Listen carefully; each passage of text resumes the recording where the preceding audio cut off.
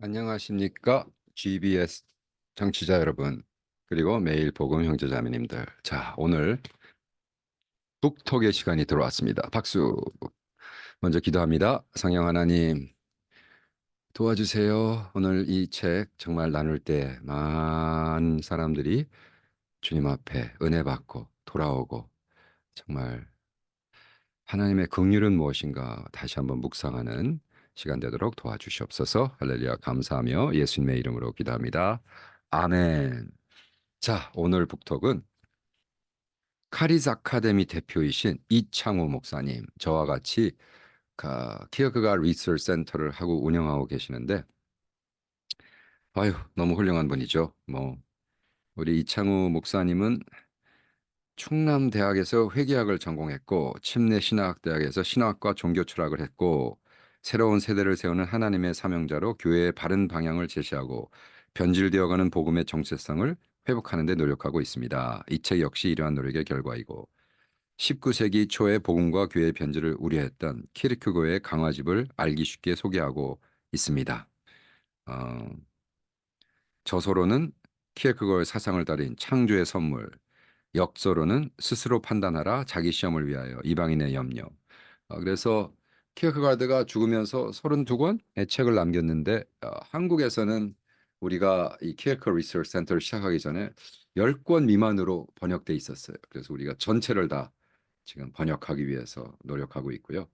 어, 이 스스로 판단하라, 또 어, 말씀은 거울이다, 이런 여러 가지 책을 쓰셨는데, 이번에 홀로 걸으라, 이런 책들을 이창호 목사님이 이제 팀워크로도 쓰고 개인으로 썼는데, 이건 이제 혼자 스스로 쓰신 책인데, 이번에 바로 2024년 4월 8일 출판됐습니다. 2024년 4월 8일. 그러니까 어, 굉장히, 그죠? 예, 아주 요즘 나온 책이고, 이 책을 제가 한국 방문했을 때 선물 받고 어, 책이 나오기 전에 그 매니스크립트를 선물 받고, 목사님 여기 저 추천서 하나 써주세요. 그래서 내가 쓰죠 그랬어요. 그리고 읽으면서 은혜를 받았는데, 이 책의 앞에 가장 먼저 하나님 말씀 마태복음 9장 13절을 나눕니다. 너희는 가서 내가 긍휼을 원하고 제사를 원하지 아니하노라 하신 뜻이 무엇인지 배우라. 나는 의인을 부르러 온 것이 아니요 죄인을 부르러 왔더라 하니라. 내가 긍휼을 원하고, 근데 그 긍휼이 뭐냐? 아무것도 줄 수 없는 긍휼이 가능한가? 이런 어, 이야기인데, 이것은 지금 이창호 목사님이 처음부터 이렇게 새로 창조해낸 책이 아니라, 키에르크고의 사랑의 실천, 사랑의 역사라고 하는데, 우리는 사랑의 실천이라고 번역을 했는데, 2부 7장을 이창호 목사가 먼저 소화하고 우리에게 전해주는 어, 메시지입니다. 그러니까 키에르크고드가 이번에 사랑의 역사, 사랑의 그 책이 나오거든요. 그래서 출판되는데, 그래서 7월 13일 날은 사랑의 실천이란 책 출판을 가지고 7월 13일 날 한국 강남에서 있는 감리교회, 그 교회에서 우리가 큰 모임을 갔는데, 그 책을 번역하면서 이 책이 그러니까 나온 거죠. 사이드, 그러니까 바이 프로덕이라고 그러나요? 네. 그래서 제가 추천서에 이렇게 썼습니다. 천천히 읽어드릴게요. 이게 저의 추천서입니다. 이창우 목사님의 책 아무것도 줄 수 없는 긍휼은 현대의 다단한 세계에서 각자의 위치에서 겪는 내면의 싸움과 삶의 의미를 찾기 위한 여정을 조명합니다. 이는 단순히 시대를 반영하는 문서에 그치지 않고, 특히 젊은이들에게 있어 각자의 삶에서 겪는 진지한 탐구와 실존적 고뇌를 탐색하는 데 있어 소중한 이정표가 될 것입니다.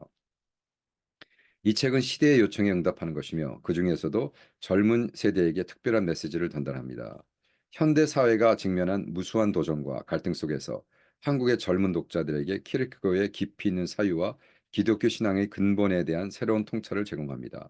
삶의 무게와 존재의 진정성을 탐색하고자 하는 모든 이들에게 이 책은 빛나는 지혜와 희망의 등불이 될 것입니다. 지금 이 시대에 키르케고의 대화가 주는 영감은 우리 젊은이들에게 특히 절실합니다.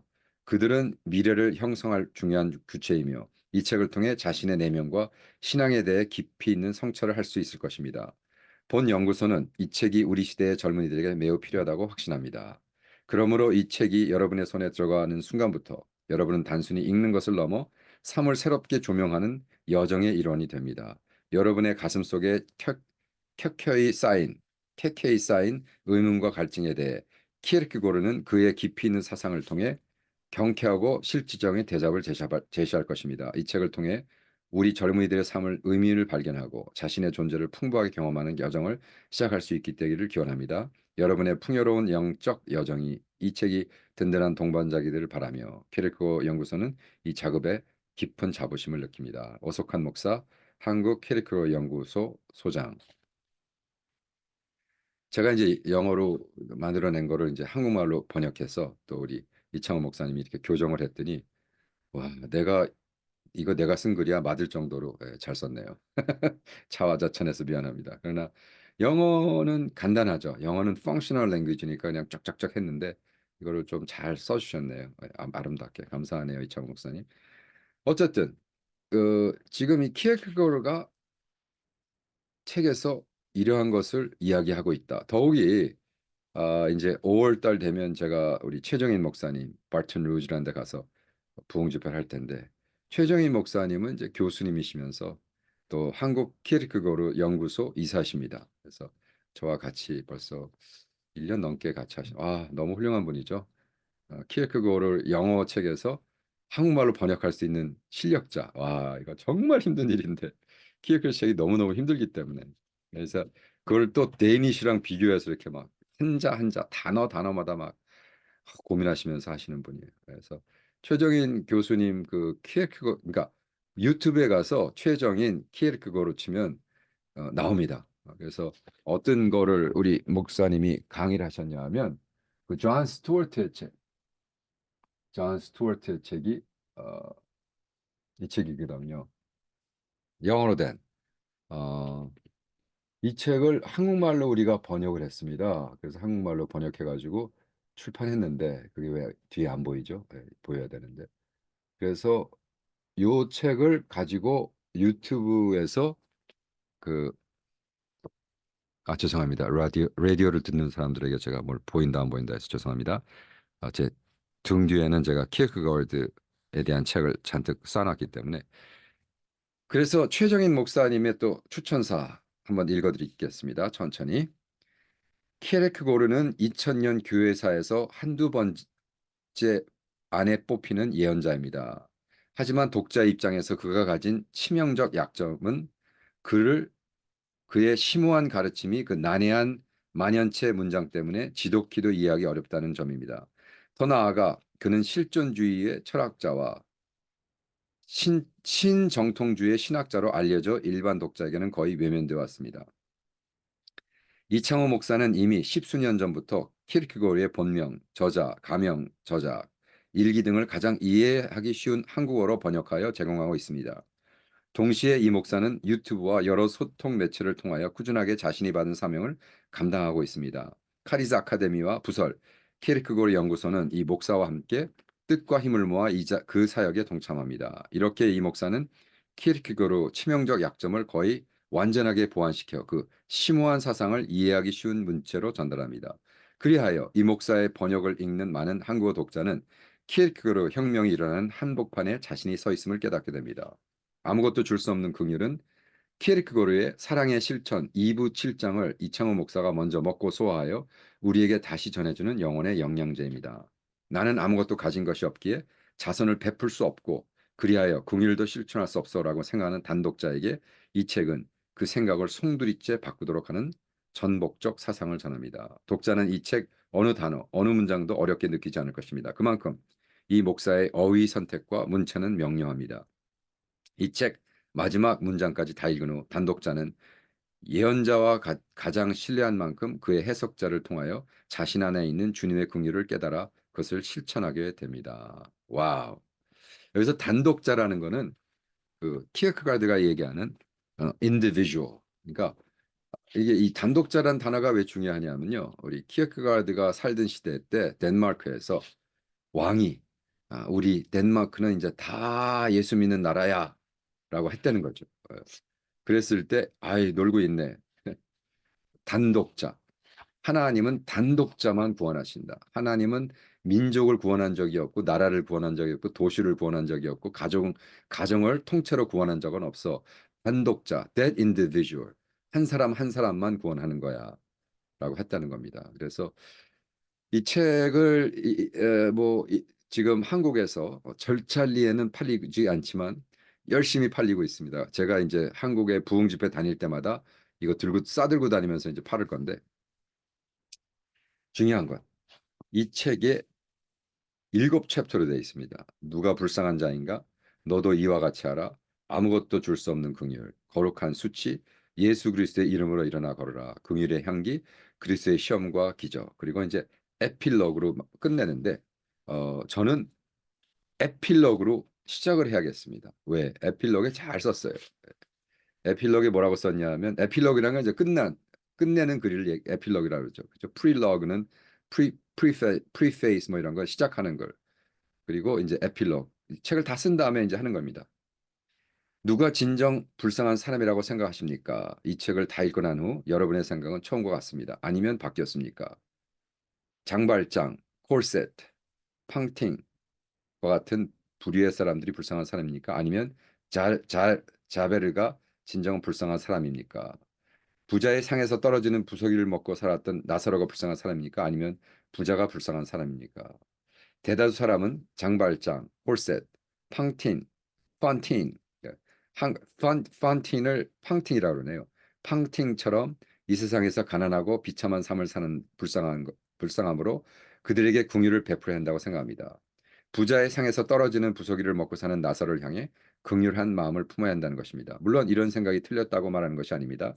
맞는 일입니다. 맞는 말입니다. 또한 이 세상에서 필요한 일입니다. 세상에서 힘들고 가난하고 비참하게 사는 사람에게 우리가 긍휼한 마음을 품어야 합니다. 주님께서도 오병이어로 5천을 먹이시고 남는 기적을 베풀었을 때 그들을 불쌍히 여기셨기 때문이라고 성경에 분명히 써 있습니다. 그러나 문제는 이것만 강조할 때 발생할 수 있는 것입니다. 이러한 긍휼만 강조할 때 우리가 빠질 수밖에 없는 오류는 가진 자만이 긍휼할 수 있다고 착각입니다. 그러나 복음은 관점을 달리하고 있습니다. 영혼에서 진정한 사람은 장발장, 콜셋, 황틴과 같은 사람이 아니고 용서와 사랑에 무지했던 자르베르가 불쌍한 사람이라는 것입니다. 오직 재물만을 자신의 존재와 가치로 여기는 부자야말로 거지보다 무한히 불쌍한 자입니다. 만약 이런 관점에서 우리가 동의한다면 누가 우리를 향해 긍휼할 수 있어야 하는 건가요? 나사로야말로 부자를 향해 긍휼할 수 있어야 하는 것이 아닐까요? 장발장이야말로 자베를 향해 긍휼해야 하는 것이 아닐까요? 바로 이런 긍휼을 저는 말하려고 합니다. 그 말하는 것이 키에크가르드가 얘기한 것을 지금 이렇게 풀어나가는 거란 말이죠. 그래서 저는 너무 좋았던 게 제가 이 장발장, 장발장, 와 너무나 좋아하는 장르이기 때문에 제가 이 장발장의 그걸 레미즈라고 그러죠. 레미즈라는 뮤지컬로 런던 그죠. 퀸스 티어터에서 지금 30년째 하고 있는데 제가 거의 퀸스 티어터에서 18번을 봤어요. 영국에 있을 때. 다른 미국에서도 여러 번 봤지만 거의 집중적으로 한 15번 정도는 영국 런던 퀸스 티어터에서 봤는데 우리 또 이창호 목사님이 장발장 얘기를 해주셔서 너무 감사하죠. 또 자 이제 에필로그가 끝났으니까 프롤로그를 볼까요? 우리 이창호 목사님 말씀입니다. 기독교인으로서 우리는 긍휼이라는 단어를 특히 많이 말합니다. 구약에도 82번, 신약에 43번, 총 125번이 등장합니다. 그래서 도대체 긍휼이라는 건 무엇인가? 긍휼이란 건 무엇인가? 자, 그렇다면 여기 이제 제가 선교사니까 선교에 대한 이야기가 나오네요. 자, 교회에서는 심지어 선교 사역에서도 같은 논리를 정해 왔습니다. 문명이 먼저 발달하고 국부를 축적해 온 나라에서 미개하고 가난한 나라를 향해 긍휼한 마음을 품고 물질적으로 베푸는 것이 당연하여 부자 나라에서 파송한 선교사가 가난한 나라의 기본적인 의식주부터 경제, 교육, 사회, 문화 전반에 걸쳐 일깨우고 도움을 주의한다는 논리 말입니다. 두말할 것 없이 이것은 지금까지 전 세계적으로 기독교를 전파하는 데 있어 가장 훌륭한 방법론과 결과되어 왔습니다. 그러나 지금 복음은 전함받았던 수많은 나라의 모습은 어떻습니까? 혹시 이 문제 생각해 본 적이 있습니까? 그래서 긍휼과 자선을 교회부터 혼동하고 있다는 겁니다. 그죠? 그래서 어, 긍휼 없는 자선이 가능하다. 이거는 선교사로 20년 이상 살아보지 않으면 이해가 아이 뭐 말도 안 되는 소리 하고 있네 할 텐데 우리는 굉장히 확실합니다. 네. 긍휼 없이 자선 사업할 수 있습니다. 문선명이도 하잖아요. 그죠? 음. 세상에 태풍 와서 홍수 나면은 현대도 하고 다 하잖아요. 긍휼 때문에 할까요? 아니죠. 긍휼 없이도 자선 사업은 잘 됩니다. 네. 잘 이루어질 수 있습니다. 이것이 굉장히 우리가 두렵고 떨린 마음으로. 네. 그래서 어떤 면으로 우리가 가장 기독교의 교회는 이 복음이라는 본질에 집중해야 된다. 저랑 똑같은 생각을 하고 있습니다. 왜? 지금 복음이라는 그러니까 예를 들어 방질 목사님의 성도의 생활이라든지 방질 목사님의 피해 복음이라든지 그죠? 어, 이러한 것에 우리가 조금 더 집중해야 된다는 거죠. 그래서 중요하죠. 자, 그럼 누가 불쌍한 자인가? 이 첫 번째, 누가 불쌍한 자인가? 고린도전서 15장 12절부터 19절 말씀. 너희 중에 부활이 없으면 우리가 가장 불쌍한 자다. 그건 무슨 말인가? 하면서 이 장발장 빅터 위고 그죠? 이 논의를 더 구체하기 위해서 누구나 잘 알만한 이야기인 빅터 위고의 소설 레 미즈라블 살펴보고자 합니다. 소설의 제목이 레 미즈라블. 그건 프랑스 말로 프렌치로 불쌍한 사람들. 우리가 영어로도 미즈러블 하잖아요. 근데 이게 프렌치에서 오는 거예요. 레 엘 그거를 더 미즈러블 하지 않고 les les 프렌치로 레 미즈러블 그러면 불쌍한 사람들. 이 소설의 인물에 누가 불쌍한 사람일까요? 겨우 빵 한 조각 때문에 19년 동안 감옥살이를 했던 주인공 장발장이 불쌍한 사람일까요? 엄마를 잃게 된 후에 낯선 사람인 장발장의 손에 켜야 했던 콜제르트일까요? 아니면 장발장을 체포하기 위해 끝까지 촉했던 잘베르트일까요? 이런 질문에 대답을 드려보고자 합니다. 먼저 이 소설의 작가인 빅토르 위고는 1851년 프랑스 혁명 시간에 나폴레옹 3세가 일으킨 쿠데타 반발로 혐의로 그만 국외로 추방을 당하게 됐습니다. 그는 벨기에를 거쳐 영국 협회에 저지섬과 건지섬을 전전하는 등 거의 19년에 걸친 길고 긴 망명 생활을 합니다. 이, 이토록 거칠고 힘들었던 망명 생활이 다른 한편으로는 위고 자신 삶 가운데 결실을 가져오기도 하는데 그 기간에 여러 가지 상황에서 벗어나 오직 창작 활동에만 전념할 수 있었던 시기가 바로 이때였기 때문이다. 위고가 망명 기간에 쓴 대표적인 소설 가운데 하나가 바로 이 레 미즈러블입니다. 와우. 자기가 19년 동안 망명 생활하면서 장발장이 그저 감옥 생활하는 거를 19년으로 딱 정하죠. 소설의 주인공 장발장도 19년 동안 감옥살이를 했고 작가인 빅토르 위고도 19년 동안 도망자 생활을 했습니다. 그런 작가가 자기 소설의 주인공인 장발장을 불쌍한 사람으로 과연 생각했을까? 여러분은 누가 진정으로 불쌍한 사람이며 그렇다면 그 사람을 왜 불쌍한 사람이라고 생각하는지요? 그러나 그보다 먼저 우리가 이 소설의 같은 구조를 파악하지 못하면 불쌍한 사람이 누구인지 분명하게 추측할 수 없을 것입니다. 대표적인 인물로 요약하면 이 소설은 다음과 같은 갈등과 구조로 되어 있습니다. 키어가르드가 1813년에 태어나서 1855년에 죽습니다. 빅터 휴고, 우리는 휴고라는 데는 위고라 그러네요.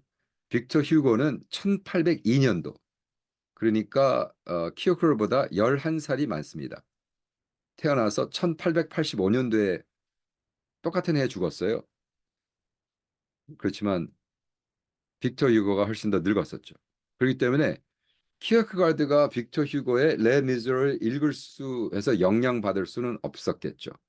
당연히 빅터 휴고가 소렌 키어크가드의 책을 읽고 영향을 받아서 레 미저를 쓸 수는 없습니다. 왜냐하면 어, 키어크가드가 죽은 다음에 사실 덴마크로 써진 다음에 1960 몇 년도부터 그 이제 저먼으로 출판되고 뭐 했기 때문에 어쨌든 둘은 같은 시대를 살았지만 같은 생각을 했다. 그리고 같은 결론을 했고 키르케가드는 철학적으로 풀었고 빅터 휴고는 문학적으로 풀었습니다. 그래서 제가 내가 왜 이렇게 미친 듯이 레미즈를 좋아할까? 그건 저는 이제 모든 거를 인투이티브하게 하기 때문에 나중에 깨닫는 건데. 네. 여러분 같은 뮤지컬 18번 가서 본 사람 있으면 나오라 그래요. 네. 더욱이 런던에서. 네. 제가 그런 사람이거든요. 그럼 왜 미친 듯이 봤을까? 여기 장발장과 자베르가 나옵니다. 자베르. 자베르가 경찰이죠. 아니 목숨 걸고 평생을 장발장을 찾는 거예요. 왜? 그는 하나님의 일을 한다고 생각했어요. 자베르는 형사이기 때문에 법을 지키는 걸 떠나서 나는 하나님 거기서 장벨 이 자베르가 저기 뭐야 저기 그 브리지에서 브리지가 갑자기 한말로 안 떠오르는데 어 브리지에서 그 강을 건너는 다리에서 자살하죠. 그때 하나님을 원망하고 내가 언제 어떻게 사느냐. 왜? 장발장이 자기를 살려주거든요. 그러니까 법이 은혜를 만나면 네, 없어지는 것 같이. 이제 이러한 거를 너무나 멋있죠. 제가 레미저를 볼 때 한 3번 정도 우는데 처음에 I have a dream 했을 때 울고 그 다음에 자벨이 죽을 때 울고 그 다음에 장발장이 send him home. 아직도 레미즈를 못 본 사람이 있다면 꼭 보십시오. 영화라도 보십시오. 근데 영화는 뮤지컬의 그 감격을 네, 표현 못하죠. 자베르는 마음이 몹시 괴로웠습니다. 형사로서 할 수 있는 모든 최선을 다해 지금까지 살아온 사람이었습니다. 죄인을 사랑하는 것은 말할 것도 없고 죄인을 용서한다는 건 생각할 수조차 없는 일이었습니다. 그래서 바로 법과 양심 사이의 갈등입니다. 자베르가 가졌던 내적 갈등의 본질이 바로 이것인데, 그죠?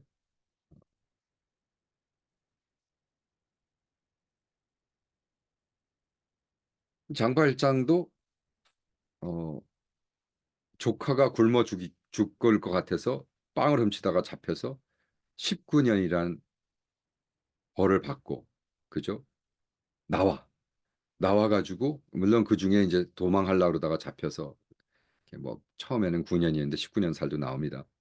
그 다음에 나와서 거의 캐톨릭 프리스트를 만나가지고, 불쌍한 사람에서 정말 베푸는 사람이 되죠. 그죠? 그랬을 때, 정말로 우리가 과연 누가 가장 불쌍한 사람입니까? 지금 43쪽에 이렇게 물어봅니다. 이창호 목사님이. 힘들고 고난하고 불행한 삶의 연속 가운데 누구나 세상을 증오하고 복수를 꿈꿔왔던 사람이었지만 그래도 결국적으로 진정으로 사랑하는 법을 배우고 용서와 사랑을 삶 가운데 베풀게 살게 된 장발장이 불쌍한 사람입니까? 아니면 용서와 사랑이 무엇인지도 깨닫지 못한 채 인생에서 가장 중요한 것이 무엇인지도 알고 싶지도 않고 새로운 삶을 살고 싶지 않았던 때문이 어찌되었든 결국에는 자기 자신을 죽이는 일을 선택한 자베르가 불쌍한 사람입니까? 뭐 당연히 자베르가 불쌍한 사람이죠. 그죠? 믿는 자는 부활을 믿습니다. 팡틴은 이름조차 없던 고아 출신의 여공으로 어, 비참했뿐 아니라 그의 삶조차도 펀틴 그 중에 펀틴이 그 부르는 노래가 We Have The Dream이라는 노래예요. 그때 하면 정말 와 그죠? 울죠. 그래서 저는 아무것도 가질 수 없는 긍휼. 그러나 와 벌써 24분이 지나고 있어서 결론으로 가면 아무것도 줄 수 없는 긍휼. 나는 정말 그죠? 아무것도 없는데 내가 긍휼할 수 있는가? 할 수 있습니다. 이것은 제가 선교지에서 20년 이상 있으면서 확실히 깨닫습니다. 여러분, 사람을 사람으로 대해주고 존경해주고 해주면요, 그 사람들이요, 그 아무 없는 상황에서 긍휼을 베풀고 그 긍휼을 베푸는 과정에서 사람됨, 자기가 하나님의 형상으로 지어졌다는 것을 증명합니다. 여러분, 가난한 사람이 가난한 사람을 돕거든요. 이거는 정말 중요한 이야기입니다. 부자들은 어떨 때는 나타나지 않는 건 돕지 않거든요. 근데 가난한 사람이 배고픔을 알기 때문에 자기보다 더 배고픈 사람 가서 자기가 굶어가면서 돕습니다. 아무것도 없는 사람 긍휼할 수 있는가? 아무것도 줄 수 없는 긍휼? 당연하죠. 네. 왜? 이런 사람들이야말로 하나님 앞에 있음을 자각하기 때문에 코람데요. 그죠? 여기서 사르트르에 대해서 얘기하는데 이창호 목사님 굉장히 중요한 걸 지적하십니다. 사르트르가 말한 수치심은 뭐야? 대표적인 무신론자로 무신론자 실존주의를 주장했잖아요. 그래서 자꾸 실존주의 그러면 사르트르기 때문에 싸가지 없다고 생각하는데 하나님의 실존주의를 시작했던 키르케가드는 하나님 중심, 그죠? 무신론이 아니라 하나님이 있는 실존주의를 주장했는데 그는 무신론적 실존주의를 주장했습니다. 그는 다른 사람의 시선을 항상 의식하며 살았습니다. 그랬던 그가 인식하지 못한 타인이 있습니다. 그가 바로 그가 죽인 하나님입니다. 크리스찬도 여느 사람처럼 자기를 바라보는 다른 사람의 시선을 느끼고 신경을 쓰지만 다른 누구보다 바로 하나님 앞에 있음을 자각하며 살아갑니다. 하나님께서 나를 어떻게 바라보실까? 나는 하나님 앞에서 어떤 사람일까를 절대적 기준으로 삼으며 살아갑니다. 또한 최소한 노력합니다. 예, 제가 매일 복음에서 하다가 설명이 잘 안 되는 부분들이 있는데 자꾸 신앙을 성경에 묶으려고 그러고 신학에 묶으려고 그러고 신앙에 묶으려고 그러고 답답해요. 그렇게 묶으면 우리는 예수 믿는 거는 실존하는 하나님, 지금 살아계신 하나님. 내가 아침에 일어나서 Good morning God. 오늘 아침에 제가 어 저기 뭐야 이번에 뒤뜰에다가 또 열심히 심었거든요. 그래서 이제 우리는 빨리 4월에 오자마자 빨리 심어야 7월에 캄보디아 들어가기 전에 이제 뭐 그 호박이라도 좀 먹고 그 뭐죠 깻잎이라도 뜯어 먹고 매일 아침마다 일어나서 실존하는 하나님을 만난단 말이에요. 제가 이번에는 옐로우 스쿼시 2개, 그다음에 애나하임 그 고추 2개, 그다음에 오이 2개, 그다음에 zucchini 호박 zucchini라고 그러죠. 이렇게 쭉 길쭉한 호박. 그다음에 그리고 우리가 작년에 한국 거기 가서 깻잎을 잔뜩 사다가 심어 놓고 먹을 만큼 먹고 이제 아유 얘들한테 물 주라고 그랬는데 물 안 줘가지고 다 죽었는데 이 깻잎이 죽으면서 꽃을 터뜨려 가지고 씨를 다 뿌려버렸어요 옆에다. 그리고 이번 봄에 우리가 막 엄청나게 비가 왔거든요 LA에. 이것들이 지가 스스로 자라나 가지고 한 열 그루가 너무나 아름답고 건강하게. 그래서 우리 오자마자 지금 깻잎 뜯어먹는 너무나 행복한. 예. 우리가 깻잎을 왜 이렇게 중요하게 생각하냐면요. 옥스퍼드에서 2년 우리 제가 유학할 때 거기 우리 거기 있던 우리 마원석 교수님 사모님이 영국은 너무 춥고 그래서 이런 거 안 자라거든요. 뒤뜰에다가 깻잎을 심어가지고 깻잎 그때 고기를 구워주면서 깻잎 10장 그러면서 막 완전히 금사라이 같이 이렇게 10장을 깨끗하게 해가지고 촥 한 다음에 하나씩 싸먹은 생각이 났어. 그래서 그런 아침마다 너무나 감사한 거야 하나님 앞에. 와, 자생된 깻잎을 먹으면서 오늘도 어저께도 우리 고기 구워 먹으면서 깻잎을 막 버석버석 씹으면서 살아계신 하나님 우리는 하나님 앞에서 그래서 정말 우리가 깻잎 얘기를 흘렀네요. 죄송합니다. 그래서 정말 긍휼의 향기는 예, 우리는 정말 없어도 긍휼을 할 수 있고 이 모든 것이 음, 우리 하나님이 원하는 우리에게 그리스도인들에게 요구하는 아무도 줄 수 없는 긍휼. 내가 아무것도 갖지 않았지만 줄 수 있는 긍휼이라고 이창호 목사님이 말씀합니다. 할렐루야. 다음 북톡에 뵙겠습니다.